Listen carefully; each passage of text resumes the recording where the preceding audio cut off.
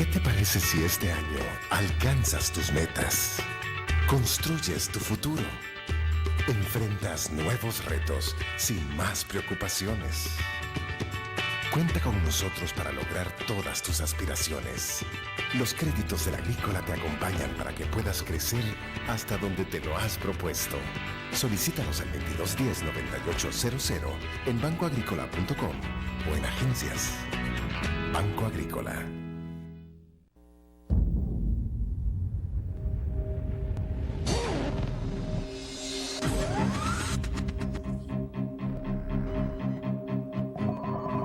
El inicio de una estrategia financiera desde los negocios y la actividad económica hacia toda Centroamérica. El Economista Regional, una revista especializada donde encuentras el panorama empresarial y los principales movimientos financieros. El Economista, el modelo regional de información económica.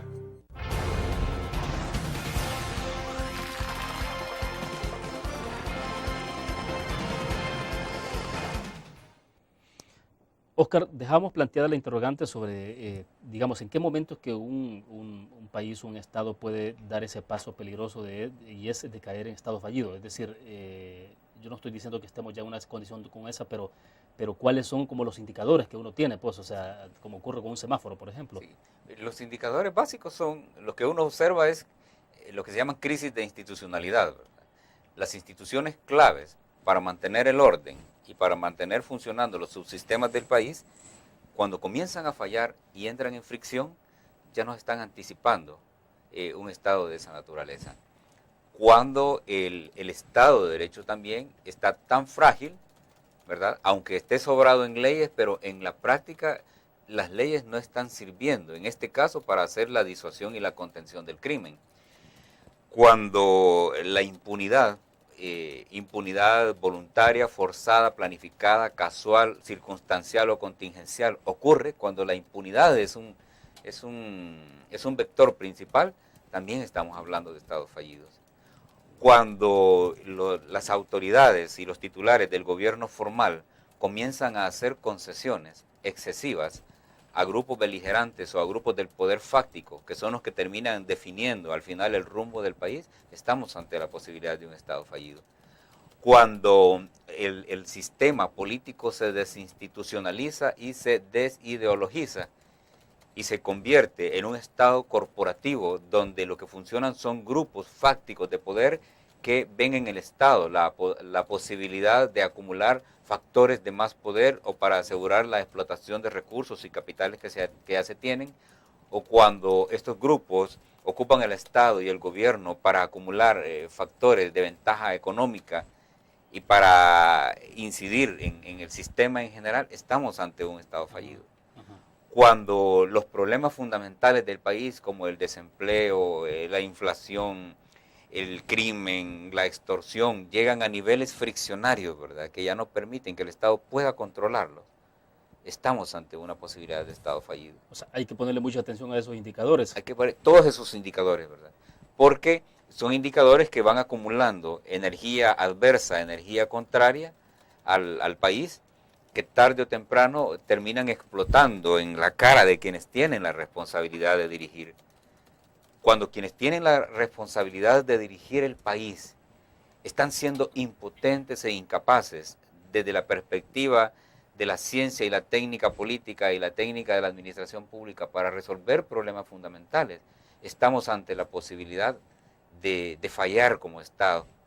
Estamos ante el riesgo entonces de que mafias y corporaciones terminen controlando. A veces mafias y corporaciones con nombres de partidos políticos e inscritas como organizaciones de partidos políticos, pero que en la práctica funcionan de otro modo. Esos son indicadores que uno tiene que estar midiendo para ver en qué medida el Estado está descomponiéndose, desintegrándose, aunque formalmente pueda tener una capa de democracia y mejor dicho, una capa de democracia electoral convalidada, como acaba de ocurrir en el reciente proceso electoral. Nosotros estamos en una situación un tanto delicada, ¿verdad? Que yo creo que lo más que podemos hacer es exigirle al gobierno y a las autoridades del Gabinete de Seguridad que expliquen realmente qué están haciendo. Transparencia en esto. Porque uno puede ponerse pragmático también y decir, bueno, si lo que hubo es una negociación forzada, uno puede terminar aceptando, ¿verdad? Que es un método válido, es un método posible, si la ventaja que el pueblo tiene es que tenemos menos muertos diarios y posiblemente pudiéramos tener menos extorsión. ¿Realmente se hizo una negociación bajo fuerza del Estado o una negociación donde el Estado perdió fuerza? Dos cosas que parecen similares pero que son contrarias. Porque si lo que se hizo fue forzar a los líderes de las maras a que negociaran, primero enseñándoles el diablo para que aceptaran a Dios, usando esos simbolismos que están de moda, eso puede ser válido. Porque se le pudo haber dicho a los líderes de las maras, mire, este es el diablo, y el diablo va contra usted y se lo va a comer. O acepta a Dios, o el diablo se lo come. En una muestra de poder y de fuerza contundente que los líderes de estas organizaciones tuvieron que decir, mejor me voy con Dios, claudico, pacto y hago tregua. Puede ser si usamos esas simbologías de la comunicación que están de moda, ¿verdad? Ya. Bueno, y en todo esto todavía no hemos escuchado al presidente de la República, es decir, no aparece desde el 11 de marzo. Sí, y aunque va a aparecer del modo en que él aparece, ¿verdad? El presidente tiene un modo de desaparecer y un modo de aparecer. Él aparece beligerante. Él aparece peleando, él aparece cuestionando, pero nunca aparece proponiendo, nunca aparece argumentando. Nuestro presidente no sabemos si sabe reírse, porque nunca le hemos visto el rostro riéndose. No hemos visto un presidente afable, con una sonrisa, simpática. Él aparece peleando, denigrando, atacando. Así va a aparecer, ¿verdad? Entonces va a decir de que todo esto es mentira y que lo están inventando, ¿verdad? Pero no vamos a ver argumentos. Yo no creo que argumentos hay que preguntárselos al presidente porque no sé si los tiene y no los va a dar. Ya. Porque hacerlo, para él sería hacer una concesión a quienes según él son sus contrincantes, ¿verdad? Que son los medios de comunicación. No lo va a hacer. Yo creo que las claves para entender los argumentos de este asunto hay que buscarlas en otras fuentes. Bueno, perfecto, nos quedamos en ese tema, vamos a ir a la pausa y también regresamos con otro que tiene que ver entonces con el 11 de marzo y los resultados electorales. Nos vemos en un momento.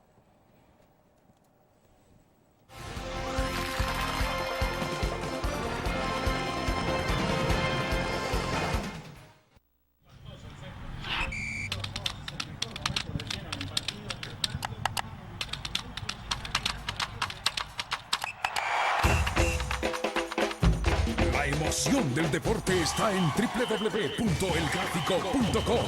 Ingresa al nuevo escenario deportivo y descubrí toda la pasión del deporte. Fotos, videos, fichas y resultados de las mejores ligas del mundo.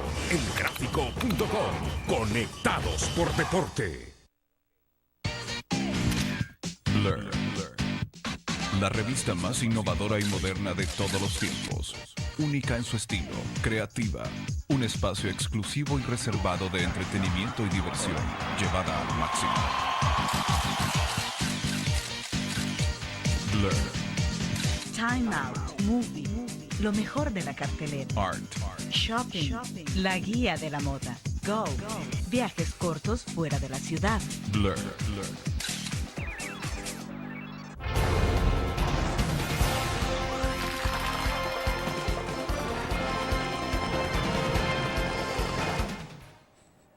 Bueno, Oscar, entonces ahora hablamos del tema estrictamente electoral. Creo que de alguna manera planteamos el enfoque sobre el otro tema. Me parece que había algo más que decir. O ya hay bastante que decir todavía, ¿verdad? Pero, bueno, de hecho falta mucho. No lo vamos sí, a votar este día en una entrevista, pero sí, habrá que ver cómo evoluciona todo esto y correcto, cómo se desenvuelve, ¿no? Sí. Pero hay que preguntarse, por ejemplo, quiénes son los actores detrás de todo esto, ¿verdad? ¿Cuál es la conexión de esta estrategia a nivel regional, ¿verdad? Y a nivel centroamericano. ¿Cómo se vincula esto con las agendas continentales de seguridad? Que es otra cosa que también hay que preguntarse. Me llamó la atención una expresión de Monseñor Colíndez, ¿verdad? Que dice que la mano derecha no sepa lo que hace la mano izquierda, ¿verdad? Entonces, yo no supe si entender eso en clave política o en clave teológica, ¿verdad? Porque en ambas me creó problema entenderlas. De acuerdo. Bueno, hablemos entonces del resultado del domingo 11 de marzo. ¿Qué nos dejó? Justo fue lo que habíamos conversado antes, cuando estuvo con nosotros en el mismo espacio, cuando también participó en decisión electoral. Al final fue eso lo que tuvimos. Sí, eso efectivamente, ¿verdad? Hablábamos de un FMLN que perdía, decía yo en esas entrevistas, que perdía 3 o 4 diputados, de un Arena que se recomponía y lograba una cifra que le daba comodidad legislativa, que tenía 2 significados para Arena. Primero, o más quizá, primero que era el reflejo de la transformación y la reconsolidación de Arena, en primer lugar. Segundo, de que más votos para la derecha significaban un leve rechazo del pueblo hacia las opciones que ya fallaron. Y también significaba que Arena podría tener una plataforma para su proceso presidencial que le daba un grado de ventaja. Gana posicionándose en una posición muy cómoda también a nivel de tercera fuerza, ¿verdad? Con una capacidad de maniobra para construir poder que si la sabe usar inteligentemente lo va a hacer crecer. La desaparición del PES, ¿verdad? Que era algo que se esperaba a partir de cómo Gana hizo toda su operación territorial, ¿verdad? Cómo Gana construyó su primer grupo parlamentario, ¿verdad? Sí, claro. Ajá. Entonces, tuvimos esos resultados, ¿verdad? Yo sigo creyendo que el pueblo, además de sabio, fue un tanto condescendiente en el sentido de que no castigó del todo como algunos esperaban, ¿verdad? Porque de acuerdo a las percepciones del estado psicológico de la gente respecto a su gobierno, habían círculos académicos y círculos políticos en el país que creían que el Frente podía andar entre los 28 y los 30 diputados, ¿verdad? Sin embargo, el electorado de nuevo mantiene el equilibrio y pone a los partidos en una condición interesante porque no dio a nadie la ventaja de la mayoría calificada en la Asamblea, ¿verdad? Exacto. Entonces, y que la posibilidad de construir mayorías simples pasa por acuerdos dinámicos en la Asamblea en la que tienen que participar todos. Y que una mayoría calificada necesariamente obliga a Arena y al FMLN a hablar y a consensuar intereses, ojalá que intereses de país, ¿verdad? Bueno, hemos escuchado, Oscar, a Medardo González, secretario general del FMLN, decir de que están obligados Arena y FMLN a lograr entendimientos. Sí. Y me pareció interesante porque, bueno, como país, yo creo que el país necesita Sí. justamente de eso. Sí. Pero parece que hay señales concretas, porque ya ayer por la tarde, jueves por la tarde, se ha reunido un grupo, delegados de diputados del FMLN y del Partido Arena, a hablar sobre el tema de junta directiva, Sí, por ejemplo. sí. O sea, parece Sí. que hay algún nivel ya de comprensión de ambas fuerzas políticas, Sí. de que al final de cuentas también la mayoría calificada y la mayoría simple están en las manos de ellos también. Sí, sí. Están No en de las manos, terceros. están en las manos de ellos, en primer lugar. En segundo lugar, hay que reconocer que va a haber 2 momentos. El momento de esta negociación que pasa para construir junta directiva, ¿verdad? Donde el pragmatismo es lo más extremo y ahí es donde los partidos, a mí no me gusta decirles partidos bisagras, ¿verdad? Pero les voy a decir partidos conectores, como Gana, logran también usar su fuerza para poder instalarse en la junta directiva. Ese es un momento, ¿verdad? Pero construida la junta directiva comienza ya la dinámica de todo el proyecto legislativo de estos 3 años, donde cambia un tanto el modo de acercarse y el modo de negociarse. Recordemos cómo hacía, por ejemplo, el PCN en las legislaturas anteriores, ¿verdad? Que cuando había que construir la junta directiva, el PCN se movía a la izquierda y lograba sacarle al FMLN el apoyo para entrar a la junta. Claro. Pero terminado el proceso de negociar la junta directiva, el FMLN volvía y se pegaba a Arena. El PCN. El PCN, ¿verdad? Cuando venía ya el próximo evento electoral, el FMLN se movía de nuevo y se planteaba como socialdemócrata, ¿verdad? Para jalar votos, pero una vez terminada la elección volvía a su... Esos juegos hay que observarlos, ¿verdad? Porque tienen que ver con el pragmatismo y con las correlaciones internas. La esencialidad de las fuerzas políticas es construir poder, William, no es otra. Y lo hacen a costa de lo que sea, ¿verdad?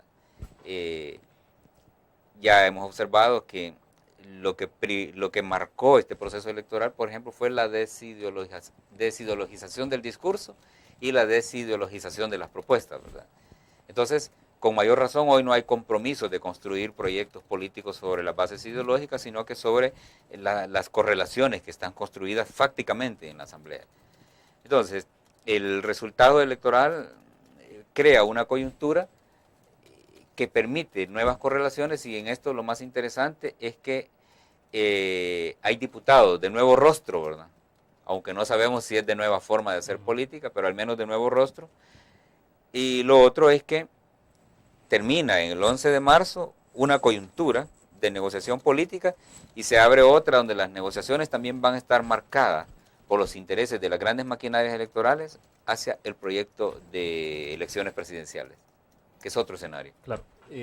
Bueno, me interesa que hablemos, tenemos un poco de tiempo, porque sí me interesa hablar de 2014 desde luego, pero también de las implicaciones que tiene este resultado electoral sobre cada una de las fuerzas. El FMLN, que está en el partido, es un partido en el gobierno de la mano del presidente Funes, el partido Arena, o sea, la lectura para cada uno así rápida después de la pausa comercial.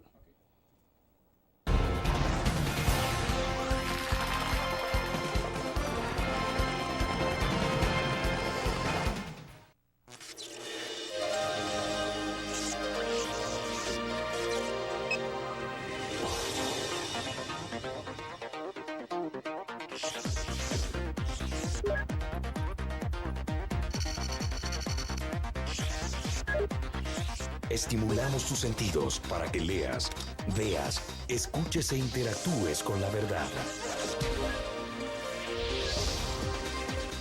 LPG Multimedia.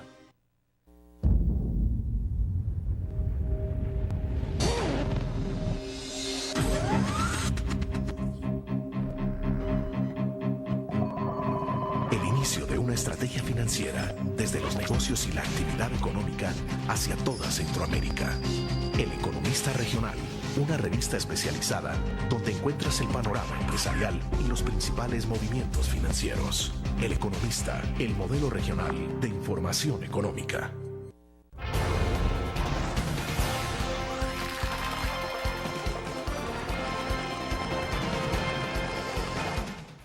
Bien, hagamos las lecturas entonces así específicas, Oscar, en el caso del FMLN. El resultado electoral para el FMLN, ¿cómo lo estarán digiriendo? Obviamente con una mirada desde fuera. ¿Cómo se ve el FMLN digiriendo? Bueno, es difícil para ellos aceptar, pero de alguna manera es una derrota, depende cómo se mide un poco. En términos generales hay un balance de poderes, pero bueno, cuando se ve, por ejemplo, alcaldía del Gran San Salvador, el resultado es una derrota sin duda alguna. Pero bueno. Sí, pero no perdamos de vista que lo que decía hace un momento, ¿verdad? Que el descontento popular no se tradujo efectivamente en una derrota contundente al FMLN, y ahí no hay que engañarse. El FMLN obtuvo una cantidad de diputados significativa, ¿verdad? Claro. En el sentido de que no bajó de los 30 como se especulaba en diferentes sectores, ¿verdad? Porque cuando se hacían mediciones de percepción de ciudadanos hacia el gobierno, uno creía que eso se podía traducir en voto, y efectivamente no fue así. El FMLN logró mantener su voto cautivo o su voto duro, ¿verdad? Que es el voto que podría tener en el 2009, ¿verdad? A pesar de que se le cayó. Es decir, por ejemplo, si uno ve votaciones Soyapango, alcaldía, Sí, perdió más de 20,000 votos. sí.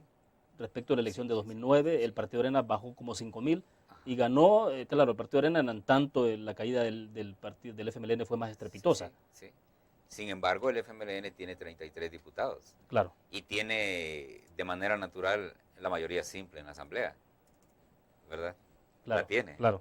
¿verdad? No fue derrotado en esos términos, ¿verdad? El FMLN queda con una capacidad de negociación muy fuerte en la Asamblea Legislativa. Y al FMLN se le abre una posibilidad que uno no sabe si se van a atrever, ¿verdad?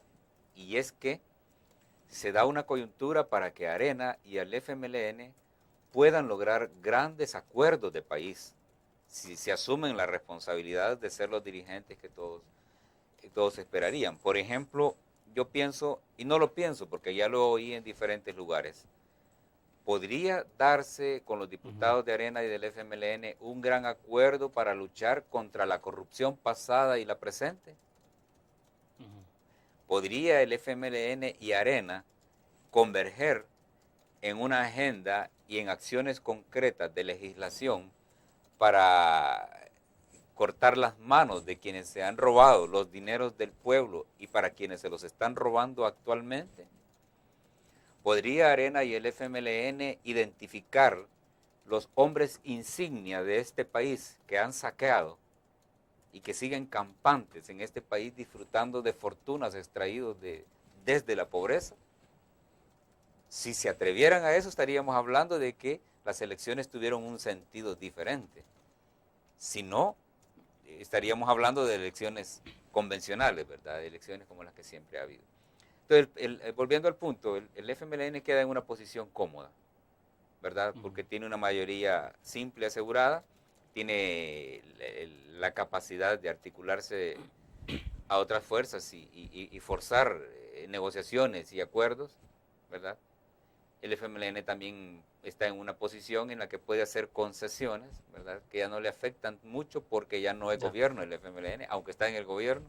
Justo esa parte quería preguntarle. ¿Usted ve al FMLN siempre de la mano del presidente Funes haciendo gobierno? Es un dilema para el FMLN porque el FMLN está más fuera que dentro en el gobierno, ¿verdad?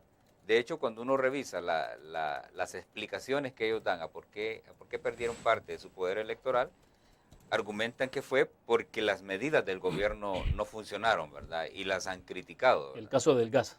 El caso del gas, por ejemplo, ¿verdad? Y las medidas económicas, básicamente, cuestionando más que todo la política social del gobierno, y ellos consideran que eso les hizo daño, ¿verdad? Sin embargo, cuando uno revisa cómo se estructuró el voto que castigó y que premió en este proceso, lo que pasó es que, y ya lo habíamos dicho acá en esta entrevista, William, clase media dio poder, clase media quitó poder, ¿verdad?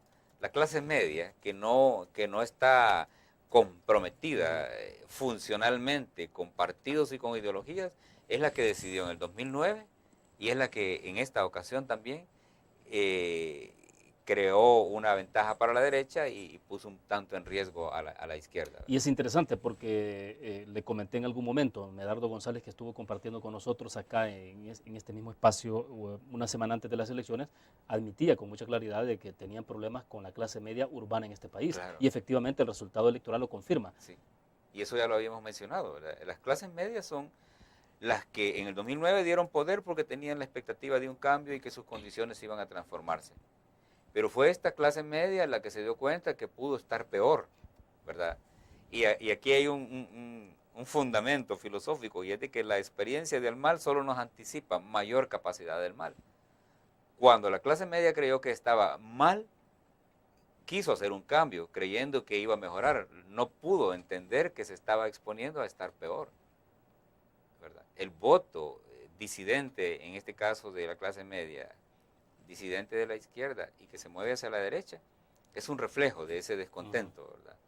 Y entonces, pero también yo no lo vería tan catastrófico, porque si los dirigentes del FMLN se abrieran un poco más a interpretaciones diferentes a las que ellos hacen, podrían decir, ¿verdad? Tenemos un voto cautivo suficiente, que es una plataforma electoral básica para hacer elecciones, y tenemos que ir a rescatar y a lograr fidelidad de parte de esa clase media que no le gusta cómo actuamos, para comenzar.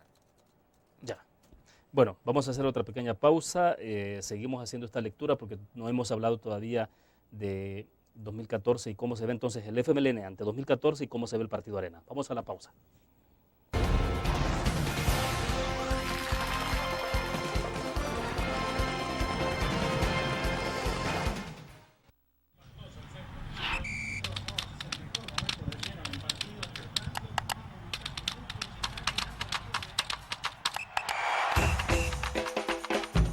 La emoción del deporte está en www.elgráfico.com. Ingresa al nuevo escenario deportivo y descubrí toda la pasión del deporte. Fotos, videos, fichas y resultados de las mejores ligas del mundo. Elgráfico.com. Conectados por deporte. Blur. La revista más innovadora y moderna de todos los tiempos. Única en su estilo, creativa. Un espacio exclusivo y reservado de entretenimiento y diversión, llevada al máximo. Blur. Time Out, Movie, lo mejor de la cartelera. Art. Shopping, la guía de la moda. Go, viajes cortos fuera de la ciudad.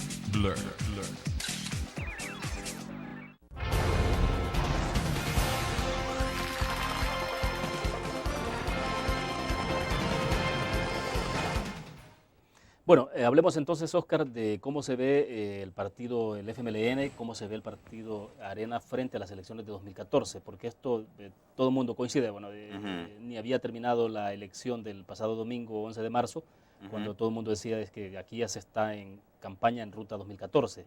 Incluso se especulaba que para día lunes pudieran haber algunos pronunciamientos interesantes de aspirantes presidenciales, pero no lo hubo.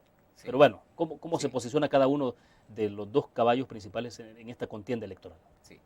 Yo creo que ambos partidos tienen una plataforma suficiente para articular toda una estrategia hacia la presidencia 2014, ¿verdad? Hay quienes obviamente tienen una ventaja, ¿verdad? Y otros pueden tener un riesgo. Por ejemplo, el FMLN tiene que dirimir su rol respecto al gobierno. Si el FMLN sigue teniendo un pie dentro del gobierno, va a ser también el portador de los fracasos que vienen, ¿verdad? Y que eso no le conviene mucho en términos de acumular factores de ventaja electoral. Si el FMLN asume un rol un tanto más de oposición, eso le podría dar una ventaja que podría permitirle reestructurar su discurso, ¿verdad? Y poner en remojo la frase de que el cambio sigue, ¿verdad? Pero no se puede estar en oposición estando en el gobierno. Ese es un dilema, ¿verdad? Ese es un dilema, ¿verdad? Porque el FMLN, para avanzar en una estrategia de tipo presidencial, tiene dos grandes posibilidades. Una es que entre más al gobierno o que se salga del gobierno. Porque el modo de estar en el gobierno del FMLN, ese modo le afecta más que le da ventaja. Le permite mantener ciertas clientelas y mantener ciertas lealtades de estructuras sociales que en alguna medida pueden tener beneficios desde el gobierno, pero le desacumula desde el voto no ideológico. Y ese es un desafío que ellos tienen que dirimir, ¿verdad? Y lo otro es que el frente debería abrirse también a reinterpretar su proyecto político y ponerlo en función más de expectativas de la gente que más de las expectativas que los programas ideológicos tradicionales plantean. Lo otro es que el FMLN tiene una plataforma electoral que le permite hacerle un antagonismo a Arena, un antagonismo sistemático y con un mayor contenido para frenar también la avanzada de Arena. Porque aquí hay dos grandes proyectos, ¿verdad? Formales, ¿verdad? El proyecto de la izquierda, digo, del FMLN, que ya conocemos rostros, imágenes y quienes pretenden, por ejemplo, ser candidatos, y también la pretensión de Arena, ¿verdad? Que también está fundamentada por ser oposición y por ser, en este caso, la primera fuerza política del país, pero también hay un proyecto intermedio, ¿verdad? Que se está estructurando bajo el concepto de la unidad y de la aglutinación, ¿verdad? Que algunos llaman el proyecto ASDER, ¿verdad? Pero que también hay que analizarlo, porque tiene potencia, tiene recursos, tiene energía, y eso va a crear una distorsión dentro de las expectativas normales, ¿verdad? Porque uno se va a poder preguntar, ¿verdad? Fuerzas concretas que inciden en elecciones van a tener que involucrarse. Por ejemplo, ¿cuál va a ser la reacción del capital fundamental de este país respecto a una propuesta presidencial de Arena y una propuesta presidencial de Antonio Saca, por ejemplo? ¿Verdad? Y claro, una propuesta presidencial desde la izquierda. ¿Cuál va a ser la reacción? ¿Usted ve, perdón, a Tony Saca compitiendo para 2014? Sí, que está en campaña, ¿verdad? Él está en campaña. Él está en una campaña de imagen, construyendo discurso. Hay diálogo, ¿verdad? Ya para atraer sectores, factores que puedan aglutinar, ¿verdad? Va a ser un elemento que hay que estarlo analizando porque es parte del juego, ¿verdad? Es el tercero que emerge, ¿verdad? No sé si va a ser el tercero excluido, ¿verdad? Como dicen otros, pero que está en juego, ¿verdad? Más que todo, jugando desde una plataforma partidista vinculada a Casa Presidencial, y vinculada a asuntos de gobierno, y vinculada a asuntos de Estado, y vinculada a las agendas económicas del país. Es un elemento nuevo, ¿verdad? Que hay que aislarlo, no desde la perspectiva de partido, sino desde la perspectiva de movimiento. Entendido el movimiento como una organización de factores humanos y organizacionales que sin tener aparato ideológico tienen aparato económico para avanzar hacia una propuesta, hacia una intención de poder formal. Ahora, pero bien, entonces usted ve una línea directa entre Casa Presidencial, entre el presidente Funes y Elías Antonio Saca. No la veo directamente, pero la intuyo a partir de elementos que aparecen en el escenario, ¿verdad? Pero vemos, por ejemplo... Ahora, los presidentes que están de salida casi siempre, obviamente, tienen apuestas. Sí, siempre. O sea, siempre les interesa ver de qué manera inciden para que quien quede en la presidencia pueda ser una persona allegada, amiga, lo que sea. O sea, claro, pero sí. Recordemos bueno, que... lo hizo el presidente Saca en el caso de la Sí. elección del candidato presidencial de Arena. Claro, el Rodrigo continuismo, Ávila. el continuismo es una reacción lógica, digamos, de quienes tienen poder. Porque el poder, William, no es revolucionario, el poder es conservador. Cuando se tiene poder, el siguiente paso es protegerlo, ampliarlo y extenderlo en el tiempo. Nadie actúa en sentido contrario. Entonces, quien ya tuvo poder, lo que quiere es más poder. Si puede tener incidencia, la va a seguir buscando. Algunos la logran. Si el pasado de ese poder es un poder que permitió acumulaciones de factores de capital, por ejemplo, tener poder después es garantía de protección. Capta la idea. Entonces, yo no puedo salir del gobierno con recursos y quedar expuesto al poder entrante, porque eso puede ser amenazante. Por eso es que a veces quienes organizan, por ejemplo, corrupción, quienes organizan saqueos de Estado, siempre tratan de extraer recursos suficientes que les permitan coberturas de poder futuro, ¿verdad? No estoy afirmando nada, solo estoy especulando, porque mi función en este caso es especular y problematizar situaciones. Los expertos podrán decir si esto es cierto, si esto es mentira, si esto es posible, si esto va para allá o Pero va digamos para acá. que la experiencia ¿Verdad? en otros Es gobiernos, correcto. en otros países Sí. incluso, es Correcto. esa. Cuando uno revisa América Latina, es esa la lógica. Y partiendo de que en el poder todo el mundo es conservador. Ya, usted para 2014 da algo para cada uno de estos partidos en términos de decir quién es el que va Sí. punteando dentro de Sí. esta carrera, porque bueno, Sí. tengo la impresión de que el punto de Sí. partida fue el 11 de marzo. El 11 de marzo Fue el abre. punto de partida abre. Sí, Entonces, el 11 de marzo abre. vemos prácticamente ahí ya en el Sí. carril a todos dispuestos, Sí. ya corriendo. Sí, y ya hay nombres, William. Si uno ve, por ejemplo, en el FMLN, nombres, Sánchez Serén es un nombre fuerte, que Claro. suena en la base Claro. y suena en la gente. Fabio Castillo lo recordaba ayer también. Sí, Sánchez Serén, uno de los ministros que tiene una plataforma institucional fuerte, ¿verdad? De ahí que los vasos de leche y los uniformes tienen un simbolismo y un potencial electoral alto para construir candidaturas. Pero también tenemos Óscar Ortiz, ¿verdad? Que más que uniformes y zapatos, tiene el respaldo de una ciudadanía que le reconoce capacidades de gestión, ¿verdad? A tal punto que, como decían algunos, ¿verdad? En Santa Tecla la derecha vota por la izquierda, ¿verdad? Es algo interesante como fenómeno, ¿verdad? También la marcada conducta presidencial, ¿verdad? Del señor presidente de la Asamblea Legislativa, Sigfrido Reyes, ¿verdad? Que se mueve presidencialmente, habla presidencialmente, gesticula presidencialmente, que es parte de ese discurso que uno tiene que analizar. Ahí yo veo tres referentes. Bueno, pero faltaría ¿Verdad? uno. Hay quienes mencionan también a Hugo Martínez, el canciller. Sí, Hugo Martínez, y hay quienes también mencionan a Roberto Lorenzana, ¿verdad? Quizá en un segundo nivel.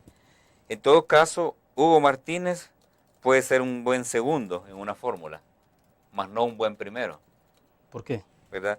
Porque los antagonismos internos son fuertes. Construir una candidatura desde él sería un poco complejo, ¿verdad? Entonces, y por la derecha uno ve Norman Quijano, yo lo veo como una figura más por popularidad que por otra cosa. Pero quienes sí tienen potencial, y aquí hay que diferenciar dos conceptos: pretensión de candidatura y potencial de candidatura. Pretensión de presidente y potencial de presidente. Son dos cosas diferentes. potenciales candidatos y presidenciables en Arena: Ana Vilma, Edwin Zamora, ¿verdad? Que ya lo estoy escuchando en diferentes círculos como la voz nueva, como el rostro un tanto más, Sí, sí. más atractivo para muchos sectores, incluso sectores de izquierda con los que yo he hablado, que lo ven como una figura que podría ser fuerte en una competencia. Este sería el escenario, ¿verdad? Y Antonio saca al centro, ¿verdad? Que podría buscar un proyecto de unidad, ¿verdad? Articulándose incluso a los partidos fracturados, ¿verdad? Como el PES y el CN, para construir una estrategia de avanzada electoral. Es decir, que el escenario casi lo tenemos ya configurado. El escenario está O sea, configurado. Sí, pocas posibilidades de sí. incluir otros elementos, otros actores. O sea, Poco, ¿verdad? Porque el tiempo ya está avanzando, ¿verdad? Y esto no va a tener componente ideológico. bueno, perfecto. Vamos a la última pausa comercial y cerramos entonces al regreso con la entrevista. Volvemos. A ver si no me...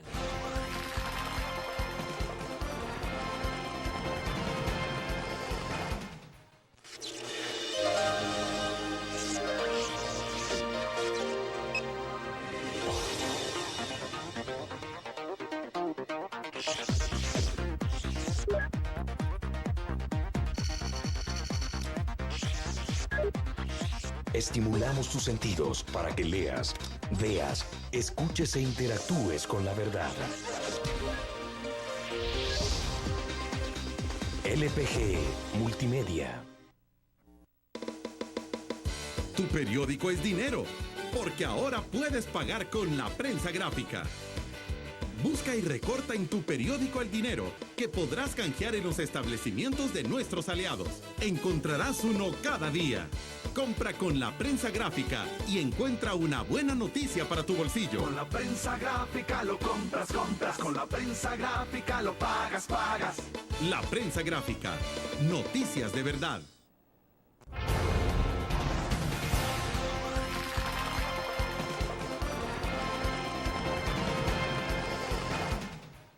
Bueno, y entonces, en todo esto, Oscar, ya para cerrar la entrevista, ¿por dónde se ve caminando el país? ¿Usted le ve un claro rumbo, un claro camino a este país?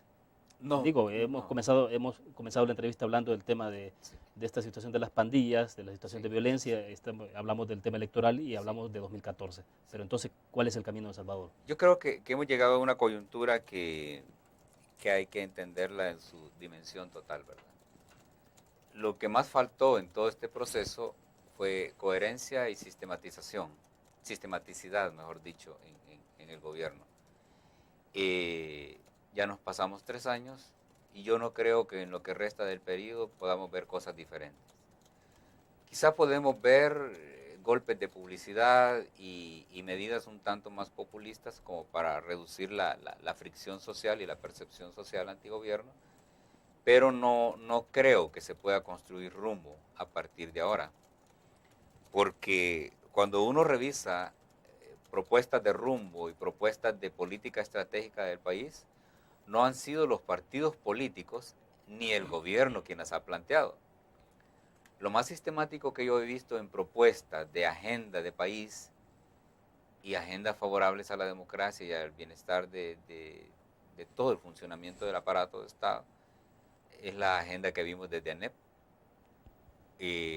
con más de 100 organizaciones de la sociedad civil, incluyendo algunas organizaciones de izquierda moderada y otras organizaciones socialdemócratas y algunas socialcristianas que se unieron al proyecto ENADE y crearon una plataforma de propuesta que para mí, después del famoso Pacto de Nación que tuvimos hace varios años, esto es como lo más sistemático. Y lo novedoso es que no es una propuesta desde partidos políticos ni desde el gobierno, sino que es una propuesta desde la sociedad civil. Eso es un tanto novedoso que vale la pena resaltarlo. Lo otro es que a estas alturas los gobiernos ya no están pensando en hacer gobierno, valga la redundancia, sino que están organizando la retirada. Porque la retirada de un gobierno no es que hoy se termine el periodo y ya se van, ¿verdad? Eso se empieza a preparar. Puede llevar un año preparar la salida de un presidente, ¿verdad? Y consume mucho tiempo. Consume mucho tiempo porque hay que cubrir muchas cosas, tapar muchas cosas, cerrar muchos cercos, muchas puertas que están... Entonces, hay que blindar a quienes salen, ¿verdad? Porque el riesgo de un presidente de ser investigado y de ser cuestionado, por ejemplo, en el manejo de los recursos de Estado, el riesgo no es mientras son presidentes, sino que es después, ¿verdad? Cuando son otras fuerzas políticas las que pueden estar llegando, ¿verdad?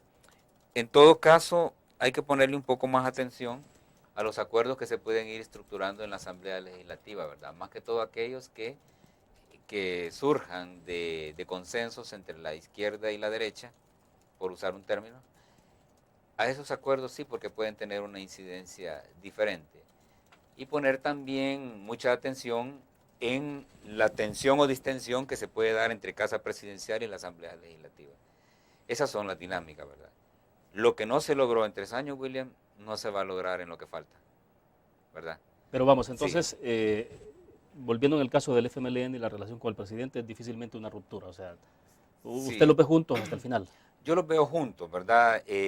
A menos que pasen 2 cosas que a nivel de especulación se pueden pensar. Una es que el FMLN decida hacerse oposición y comenzar de nuevo a reivindicar intereses de la gente desde el discurso de la oposición y desde una praxis legislativa favorable a la gente y antagónica al gobierno, ¿verdad? O el FMLN trata de meterse más en el gobierno buscando un pacto, una alianza con el presidente, de manera que pueda tener acceso, digamos, a ministerios más incidentes en lo social, como al Ministerio de Agricultura, Salud, etcétera, desde donde el FMLN pueda tener un poco mayor incidencia para reducir los factores que le pusieron en riesgo estas elecciones. Pero bueno, el factor tiempo es clave. El factor tiempo es clave, ¿verdad? Porque también tenemos un presidente que es bastante incierto en cómo responde, ¿verdad? Hay quienes, ¿verdad?, argumentan que el presidente pudiera responder sacando al FMLN totalmente del gobierno y llevando a ganar al gobierno, ¿verdad? Replanteando una estructuración de gobierno favorable a otro proyecto presidencial que no podría ser ni el de izquierda ni el de Arena, ¿verdad? Entonces, pero todo eso es especulación, no sabemos nada, ¿verdad? Bueno, perfecto, pero interesante. Gracias, Óscar. Gracias, Amable. William. Fue un placer estar con ustedes. Bien, perfecto. Terminamos de esta forma la entrevista en línea. Les recuerdo a ustedes, el próximo lunes a las 8 de la mañana nos acompañará en nuestros estudios Óscar Ortiz. Él es alcalde reelecto por el municipio de Santa Tecla y desde luego pues uno de los que se menciona como un potencial aspirante a la presidencia por parte del FMLN. Hablaremos de esos temas con Óscar Ortiz el próximo lunes. Que descansen el fin de semana.